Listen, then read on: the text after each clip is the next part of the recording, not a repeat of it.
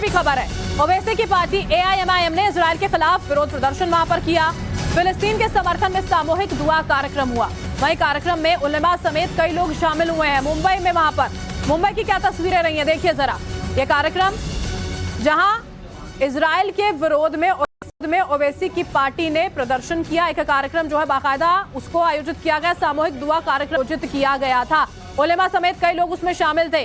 हमारे सहयोगी लगातार हमारे साथ बने हुए। शिवानी का रुख कर लेते हैं। शिवानी, असदुद्दीन ओवैसी के बयान इस जंग के शुरू होने के साथ ही सामने आ गए। तो उनका तो ये कहना था कि ये मानवीय मुद्दा है। क्या उन्हें वाकई में समझ में नहीं आ रहा है कि एक देश पर एक आतंकी संगठन का हमला कर देना बहुत अलग बात होती है? आखिर कौन सा स्टैंड क्लियर करना चाह रहे हैं ये सब कार्यक्रम करवा के?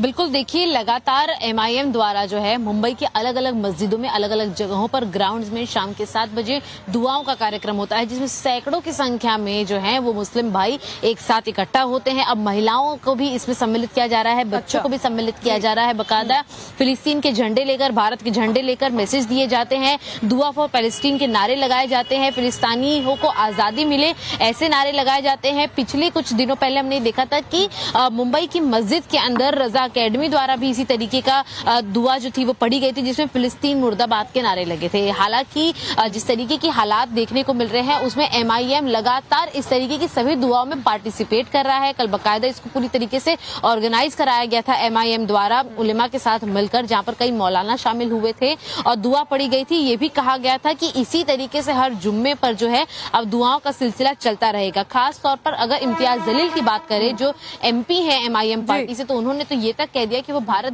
देश की निंदा करते हैं, क्योंकि भारत देश के कई नेता जो हैं वो इजराइल के समर्थन में हैं। बड़ी हैरानी की बात है कि वो इस तरह की बयानबाजी यहाँ पर कर रहे हैं, इतने बड़े राजनेता होने के बावजूद जब इस तरह से भड़काऊ बयानबाजी और इस तरह के कार्यक्रम आयोजित किए जाते हैं तो सवाल उठने लाजमी हो जाते हैं। बहुत बहुत शुक्रिया आप दोनों का हमारे साथ जुड़ने के लिए। तो आपको बताएं हम जरा, इजराइल विरोध प्रदर्शन पर विदेश मंत्री जयशंकर का भी बयान आया है, वो भी हम आपको बताएंगे। लेकिन पूर्णिया और मुंबई में किस तरह के हालात रहे? इजराइल हमास पर भिड़ंत पूर्णिया में हो जाती है, एक शख्स जो विवादित पोस्ट करता है उसको समझाने के प्रयास किए जाते हैं, तो ये पूरा का पूरा मामला लड़ाई झगड़े से लेकर आगजनी तोड़फोड़ पर चला जाता है। इजराइल के खिलाफ कैसे विरोध यहाँ मुंबई में होता है, MIM के नेता उसमें शामिल होते हैं, वो भी खबर आपने देखी।